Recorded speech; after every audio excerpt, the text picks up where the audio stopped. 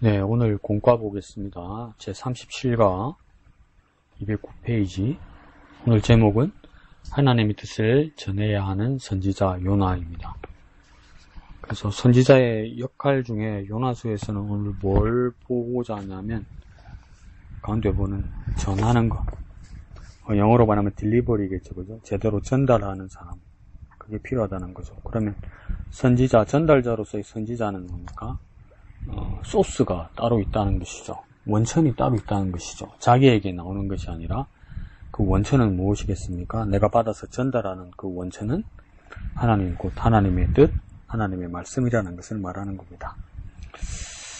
중심 구절을 보면요, 요나서 3장 8절입니다. 사람이든지 짐승이든지 다 굵은 베옷을 입을 것이요 힘써 하나님께 부르짖을 것이며 각기 악한 길과 손으로 행한 강포에서 떠날 것이라 이렇게 됐습니다. 그래서 이 부분은 누가 말을 하는 거냐면 하나님의 경고를 듣고 이 아수르 왕이 온 백성에게 조서를 보낸 겁니다. 이렇게 하라고. 그러니까 이거는 회개의 대상자, 회개해야 될 당사자가 바로 반응한 것이겠죠.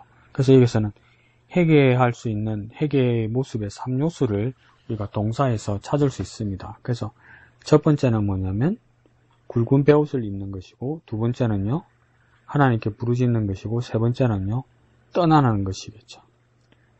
그래서 굵은 베옷을 입는다는 것은 상복을 의미하는 겁니다. 그 시대 그곳에서는. 그래서 우리나라 번역을 할 때는 그 베옷으로 이렇게 돼 있죠. 그렇지만 그 당시에 그 나라 그 주변에서는 뭐냐면 그 염소 털로 된 옷, 그거는 어떤 속옷 없이 살갗에 그대로 달아붙도록 긁히도록 그렇게 입는 겁니다. 그러니까 거칠거칠하면서 아프죠. 그런 옷을 입었다는 겁니다. 그러니까 죄에 대해서 슬픔과 고통을 느낀다는 표현입니다.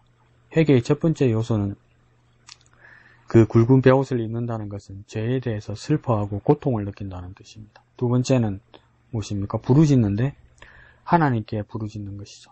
그러니까 우리 죄의 모습에 대해서 누구 앞에서 회개해야 되고 누구를 향하여 용서를 구해야 되느냐? 하나님께 하는 겁니다. 하나님께. 왜 하나님께 해야 될까요? 그 판단의 기준이 하나님께 있기 때문입니다. 그 무슨 말이냐면 하나님이 절대적으로 선하시다는 것이죠.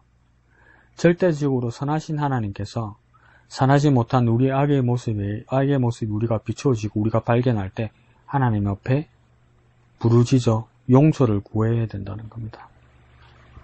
세 번째는요, 떠난다는 것이겠죠. 어디에서 떠난답니까? 각기 악한 길과 손으로 행한 강포, 그러니까 악함과 강포함에 대해서 떠나야 된다. 이건 뭘까요? 죄에 대해서 결별하고 단절해야 된다 이 말입니다. 계속 그게 담겨져 있으면 안 된다는 거죠. 계속 그 일이 반복되면 안 된다는 거죠. 회개는 했는데 죄를 깨닫고 하나님 앞에 용서를 구했는데 삶의 모습이 여전히 그 자리에 있으면 안 된다는 겁니다. 그러니까 매 주일 매 예배 시간 나와서 매 기도 때마다 회개해봤자 여전히 그 자리에 있으면 뭡니까? 마무리가 된 회개가 안 된다는 겁니다. 삶이 여전히 그 자리에 있으니까 결별하고 단절하는 모습이 있어야 된다는 것이겠죠. 그 대선언을 아수르 왕이 했습니다. 자, 중심 주제는요, 하나님은 이스라엘뿐 아니라 모든 민족을 사랑하시는 하나님이시다. 그러니까 하나님이 그 당시 사람들도 그렇고 오늘 현대에도 그렇죠, 그죠? 그 당시의 사람들은 여호와는 누구냐? 민족 이스라엘만의 하나님이라고 생각했고, 이스라엘도 어떻게 됩니까? 자기들이 선민의식과 시오니즘을 가지고 하나님은 우리만을 구원하신다. 우리만이 선택받은 백성이다. 이렇게 되어버렸단 말이죠. 오늘날 그리스도인들도 어떡합니까? 나만이 예수의 사람이라고 해버리는 거죠. 그러다가 어떻게 되겠습니까? 개토화되고 고립되었죠. 그래서 세상에서도 뭐라 합니까? 교회 당신들의 삶의 방식이고 믿음의 방식이지 우리에게 영향을 미치거나 우리에게 강요할 수 없는 거라고 말한단 말이에요. 상관없는 게 돼버린단 말이에요. 상관없는 거. 근데 그게 아니라고 이야기하죠. 이스라엘뿐 아니라 모든 민족을 사랑하시는 하나님입니다. 왜 모든 민족이 첫 번째 누가 해당되냐면 오늘 본문에 아수르 사람들이 포함되는 것이겠죠. 그러니까 이스라엘뿐 아니라 모든 민족, 모든 이방, 모든 열방을 사랑하시는 하나님이었기 때문에 아수르도 용서함 받을 수 있었고, 오늘 우리가 어떻게 합니까? 예수 이름으로 구원을 누리는 혜택을 받게 된 겁니다. 우리가 누구입니까? 하나님과 원수되었던 사람이고, 우리는 이전에 이방이고 열방이고 하나님을 모르던 사람이었단 말이에요. 근데 우리에게까지 구원의 은혜가 임했다 이 말이겠죠. 오늘은 천천히 한번 볼까요? 여는 말부터 볼까요? 요나는 이렇게 이야기하죠.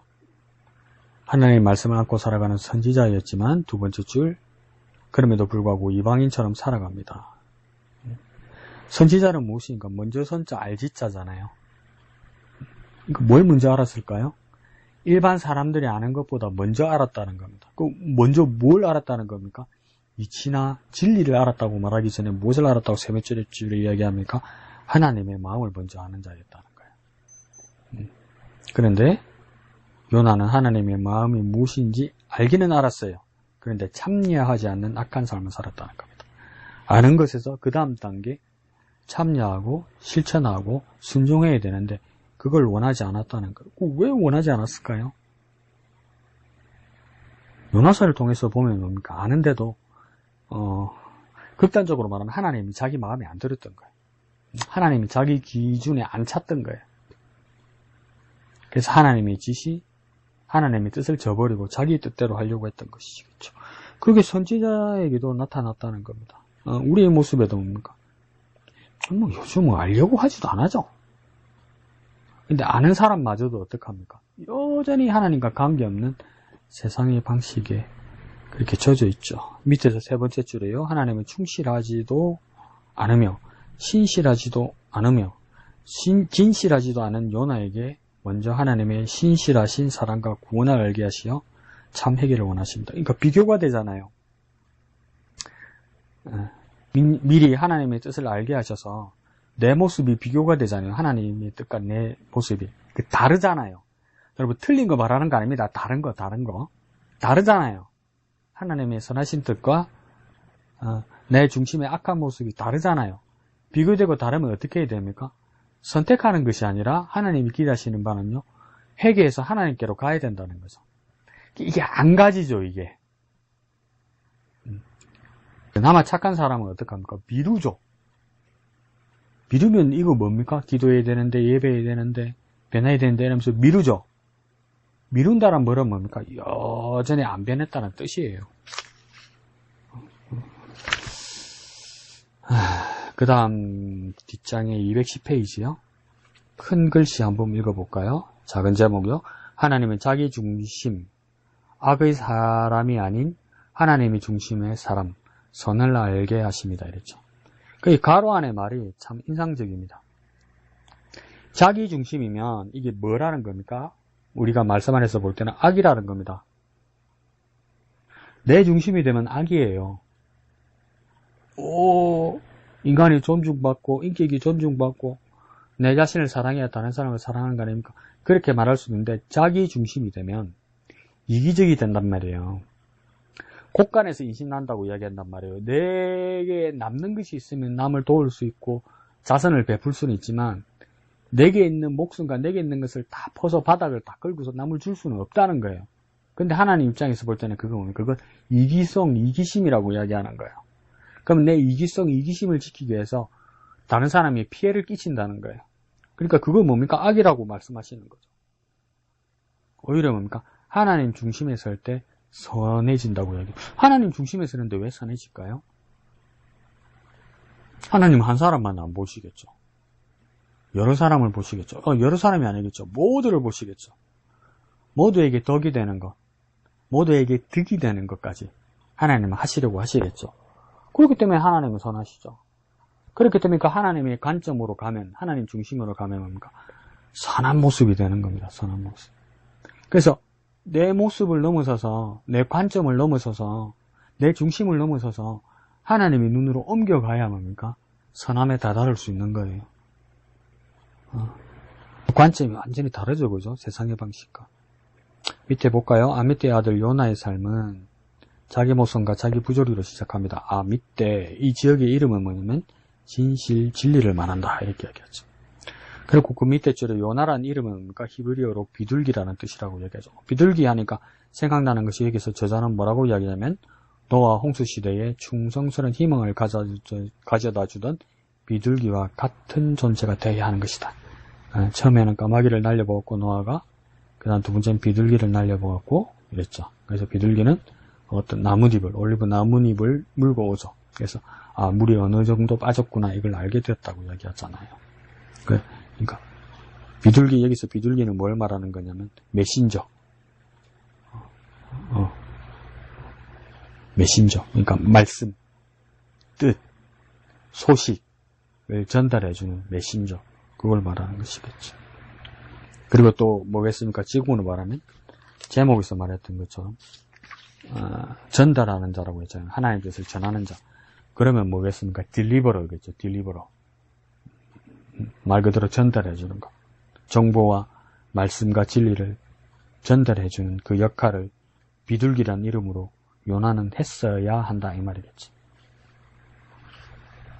근데 딜리버러 이 전달자가 오늘날 많이 이렇게 자기 개인적인 입장을 개입을 시키죠. 하나님의 말씀을 전하는 자, 전도자가 이 전달자잖아요. 딜리버러잖아요. 메신저잖아요. 그 다음에 자꾸 자기 것을 여쭤. 근데 이게 하나님 입장에서 볼 때는 이게 정말 무례한 겁니다. 이렇게 전달하는 모습이. 가만히 생각해 보세요. 요즘은 이제 우리나라 그 음식 문화도 뭡니까? 배달 음식들이 많잖아요. 그러니까 배달 업체에서 오토바이를 탄 배달 업체 그 분들이 이제 집으로까지 이렇게 전달을 해주잖아요. 음식물을. 그러면 그러니까 자기 생각에 식당에서 이 음식을 받아와가지고 뚜껑 열어가지고 독이 들었는가 안 들었는가 상했는가 안 상했는가 먹어보면 됩니까? 안 되죠. 이거 싱겁돼서 자기 마음대로 소금을 더 치면 됩니까? 배달하는 사람이? 너무 닝닝하다면서 고춧가루 마음대로 치면 됩니까? 이 불법이잖아요. 근데 오늘날 하나님이 주신 그 말씀 그대로 전달하지 못한다는 거예요, 이게. 자꾸 자기 생각을 가지고 뺄 거 빼고 자기 걸 더 딥히고 이런다는 거죠. 이 불법이죠, 불법. 아예 요나는 어떻게 합니까? 거절해버린 거죠. 밑에요. 요나는 하나님의 마음을 가장 잘 알아야 하는 선지자임에도 불구하고 도리어 하나님의 마음을 가장 잘 모르는 자가 되어버립니다. 왜 하나님의 마음을 가장 잘 모르는 자가 되어버렸을까요? 내 중심이 되니까. 사람 중심이 되니까. 이 이기성이 막 살아나니까. 밑에요. 하나님의 마음은 이스라엘을 대표하는 못난 요나와 같은 영혼을 어떻게 사랑하신지를 증거하고 계시며 니느웨, 곧 아수르의 수도 니느웨를 얼마나 더 사랑하시는가를 역설로 증거하십니다. 왜냐하면 후에 니느웨는 요나보다 나은 삶을 살아내기 때문입니다. 이렇게 얘기하죠. 자꾸 비교가 되면서 하나님과 내가 차이가 나면서 하나님의 마음과 내 마음이 이렇게 달라지면서 하나님과 내가 참 다르구나 이걸 깨달을 수 있어야 돼요. 하나님 내가 참 다르구나 하면서 그러니까 거절하거나 거부할 것이 아니라 하나님이 나보다 월등하시구나, 하나님이 나보다 높으시구나, 하나님이 오르시구나 이걸 깨달아서 하나님께로 옮겨가야 된다는 거죠. 그러면 첫 번째 뭐 해야 됩니까? 하나님과 내가 다르다는 그 비교의식이 있어야 됩니다. 그 깨달음이 있어야 돼요.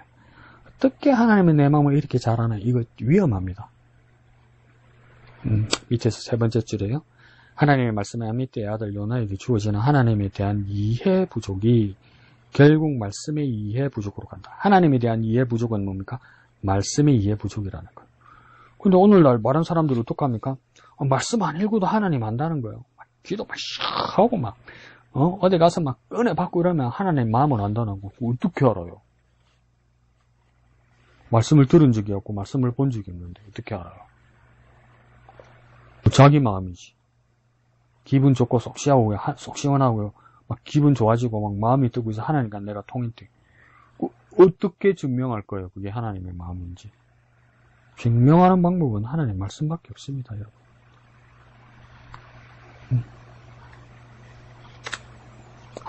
그러니까 말씀이 얼마나 중요하고, 그러니까 말씀 안에 있다는데도 이것도 뭐 그냥 정말 추상적으로 말을 해요, 사람들이. 그러니까 말씀 어떤 것을 뭐 줄을 치고 말씀 어떤 것을 한두 줄 읽고 나서 이게 오늘 내게 주신 말씀. 그래, 어떻게 내게 주신 말씀이냐 설명해라. 아무 말 못해요. 그 말씀 안에 아닙니다, 여러분. 그 말씀을 이해하지 못했잖아요. 제발 말씀을 읽고 기도하고 말씀을 이해하려고 하고 삶에 적용하려고 하십시오. 그러지 않으면 말씀 안에 있는 거 아닙니다. 아무리 읽어도요. 아무리 읽어도 말씀 안에 있는 거 아닙니다, 여러분. 죄송합니다. 그거 아니에요. 한두 구절이라도 내 말씀을 막 이해하려고 성령께서 역사하셔서 깨닫게 해달라고 하셔야 돼요, 여러분. 그렇지 않으면 게으른 겁니다, 여러분. 오른쪽 페이지요. 네 번째 줄이에요. 요나는 의도적으로 하나님의 얼굴, 곧 하나님의 임재를 피합니다. 그러니까 왜 말씀을 이해 못하느냐? 여기는 이제 막 정말 무섭게 말하죠. 의도적으로, 의지적으로 이해하지 않으려고 하는 거라는 것이죠. 아닌데 어려워서 그런데 아니요. 알려고 한 적이 없다는 겁니다. 알려고 한 적이. 그냥 저절로 알아지기를 원한다는 겁니다. 밑에 줄에요. 요나는 니느웨를 살리는 자리가 자신도 살리는 자리였다는 것을 나중에 깨닫게 될 것입니다. 나중에요. 그러니까 요나서 마지막 장에 하나님께서 책망하시는 걸로 끝나잖아요. 그러니까 하나님께서 요나를 책망하시는 장면을 누가 썼을까요? 요나서는요. 요나가 썼죠. 그 말은 무슨 뜻입니까? 요나가 깨달았다는 뜻입니다. 밑에 줄에요. 요나는 회개의 기도를 하는 대신 자신의 기도를 하나님이 들으신다는 감사의 시를 노래합니다. 이게 무슨 뜻일까요? 회개는 하지 않고 물고기 뱃속에서 감사의 기도를 했다. 그러면 괜찮은 걸까요?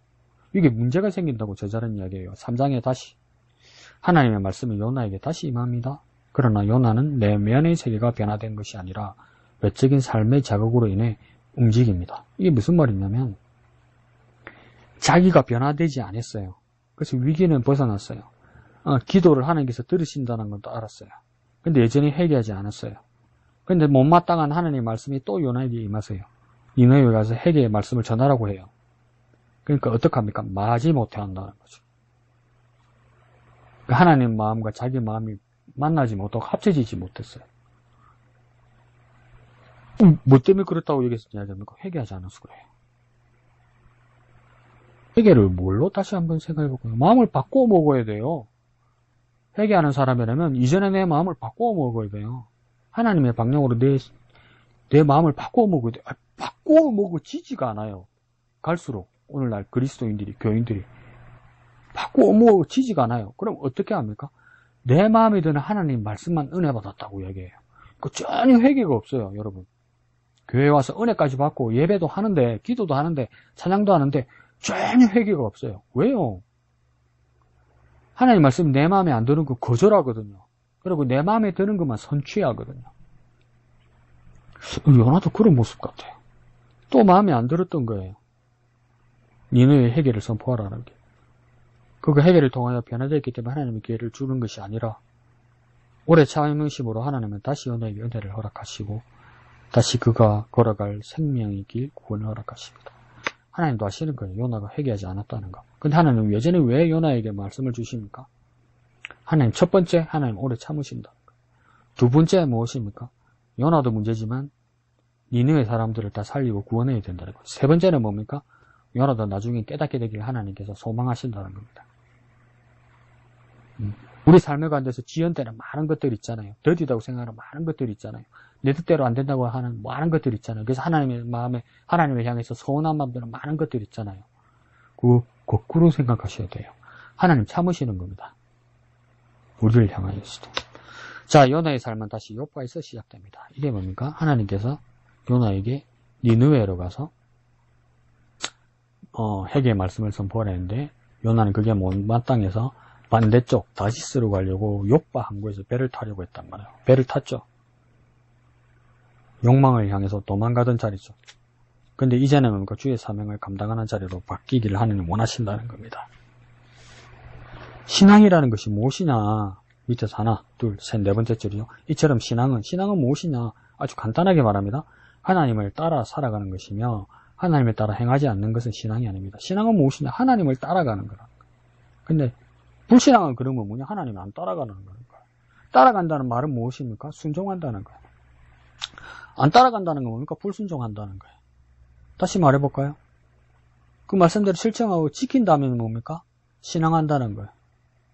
안 따라가거나 모른 척하거나 못 들은 척하거나 이해하지 못한 것처럼 말하는 많은 것들이 있죠. 그거 뭡니까? 불신앙이란 말이에요.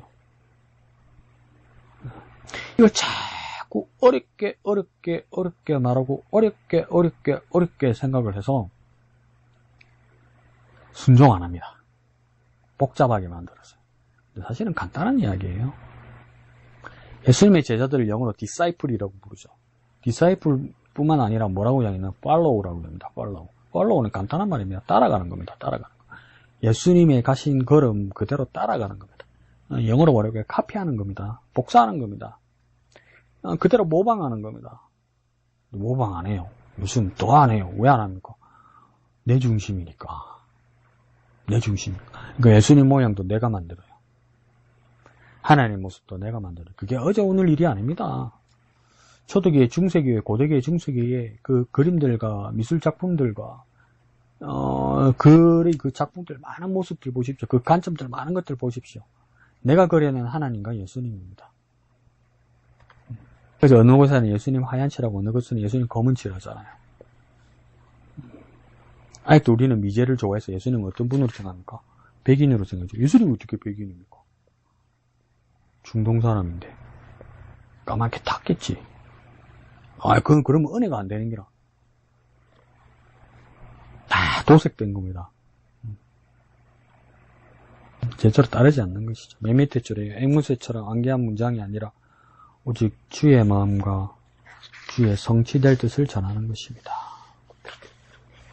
212페이지요. 하나, 둘, 셋, 넷, 다섯 번째 줄에요. 하나님의 사역은 억지가 아닌 자발적인 사랑으로 감당해야 합니다.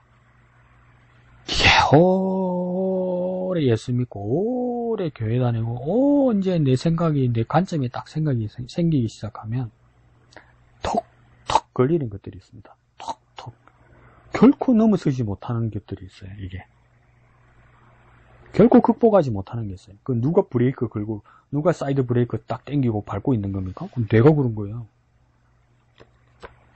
그 억지도 안 되는 경우가 있죠. 억지도. 그 자발적 사랑이 어떻게 되겠습니까?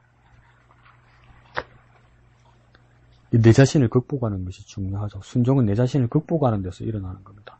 내 자신을 어떻게 극복하겠습니까? 하나님의 마음, 성령으로 하지 않고는 불가능합니다. 하나님의 능력으로 하지 않고는 불가능해요. 하나님 능력으로 내가 어떻게 합니까? 하나님을 의지해야죠. 성령을 의지해야죠. 예수 이름으로 해야죠. 내 공로가 아니라. 그 첫 번째 배웠고 첫 번째 깨달았던 마음들이 우리가 심해지고 하고 혼탁해져 갑니다. 그걸 극복하셔야 돼요. 자, 니느웨가 하나님 앞에 어떤 성읍이지 한다면 요나는 주님의 마음에 합당한 시간으로 걸어가야 할 것입니다. 하나님 앞에가 무슨 뜻이냐? 이 표현 참 잘 해놨죠, 그죠? 따옴표가 3번 나옵니다. 하나님 앞에라는 표현은 본래 하나님에 속하다는 뜻입니다. 그러니까 하나님 앞에라는 뜻은 뭡니까? 속한다는 뜻이에요. 하나님께 속한다는 거예요. 하나님 소속이라는 거예요. 그리고 또 무슨 뜻이라고 이야기합니까? 하나님 통치 안에 들어간다는 뜻입니다. 우리는 하나님 앞이라고 하니까 이게 라틴어로 꼬람떼오 이렇게 얘기하죠. 이게 하나님 앞에라는 뜻이니까 하나님 CCTV 감시 카메라로 항상 지켜보고 있기 때문에 들키면 안 된다. 그러니까 제대로 해라. 이렇게 말하는 것이 아니라 뭡니까?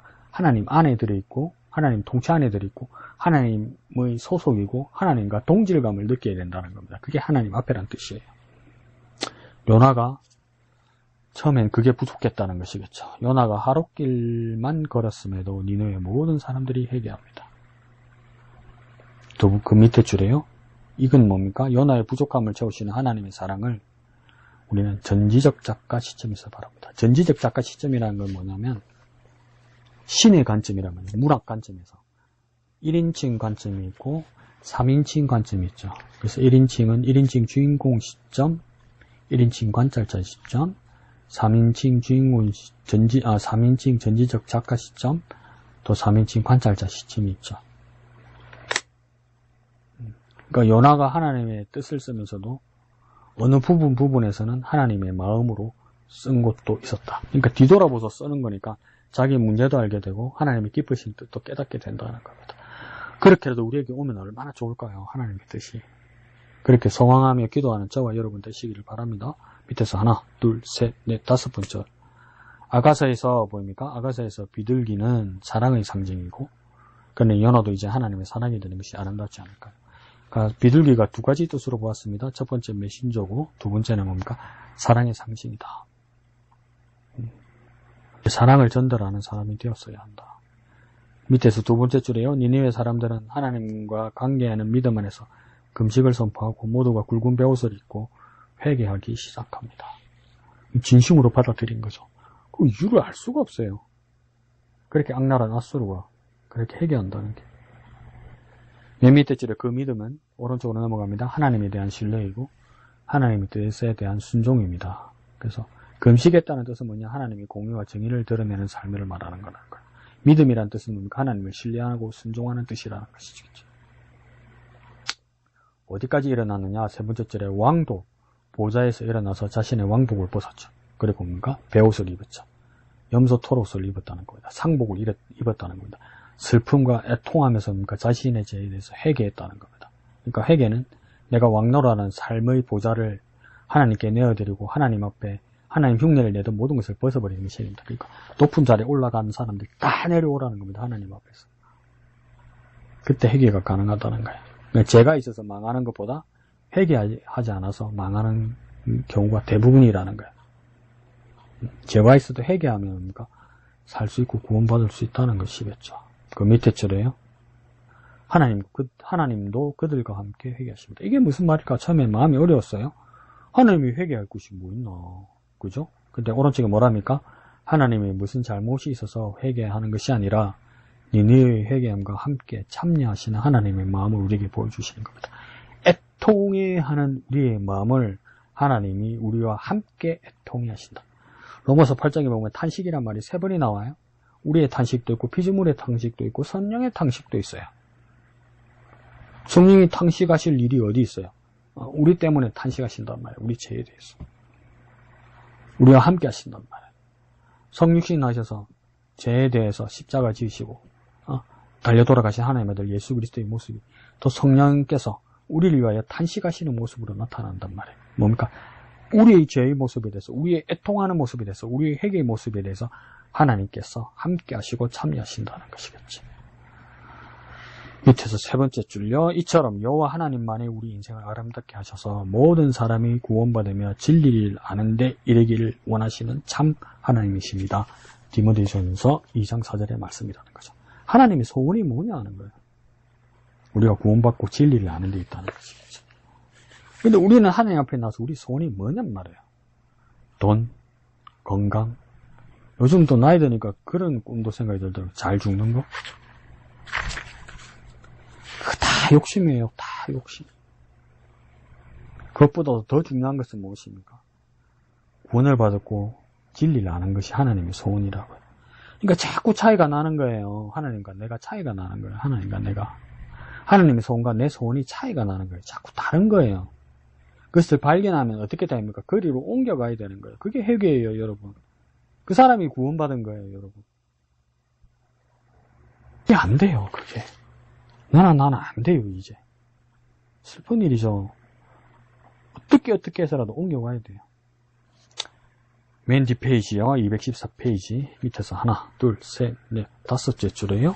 하나님 없는 삶, 하나님의 뜻과 마음이 없는 삶, 하나님의 국률하심이 없는 삶은 신앙이 아니라 사이비 종교입니다. 하나님을 세워놔요. 근데 다 내 이야기만 해요. 그것도 사이비입니다. 왜 그렇습니까? 자기 중심이 있고. 믿음을 가졌다고 열심을 내면서 헌신하며 사는 모든 모습이 뭡니까? 내 중심이면 그건 하나님 없는 사이비입니다. 사이비.